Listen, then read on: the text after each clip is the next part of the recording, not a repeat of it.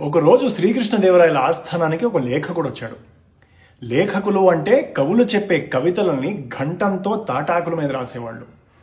వాహ్, ఎంత బ్యూటిఫుల్గా రాసేవాళ్ళు, అంతే పాపులర్ కూడా.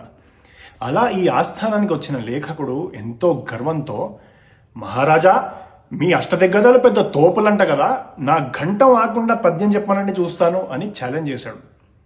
శ్రీకృష్ణదేవరాయలు చిన్న నవ్వు నవ్వి, కానివ్వండి అన్నారు.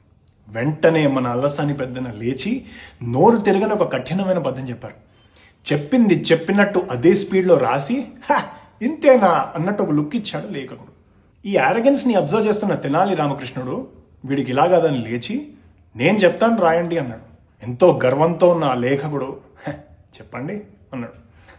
అప్పుడు తెనాలి రామకృష్ణుడు బాబా అన్నాడు. ఓనమాటోపియా, ధ్వన్యనుకరణ పదాలు. లేఖకుడు స్టన్ అయిపోయాడు. తేరుకునే లోపు తెనాలి రామకృష్ణుడు సెకండ్స్లో పద్యం మొత్తం పూర్తి చేశారు. Check this out. బాబా తలపై పూవట జాబిల్లి, వల్వ బూదట చేదే బూవట, చూడగలులు కవ్వట, అరయంగనట్టి హరుణకు జే జే.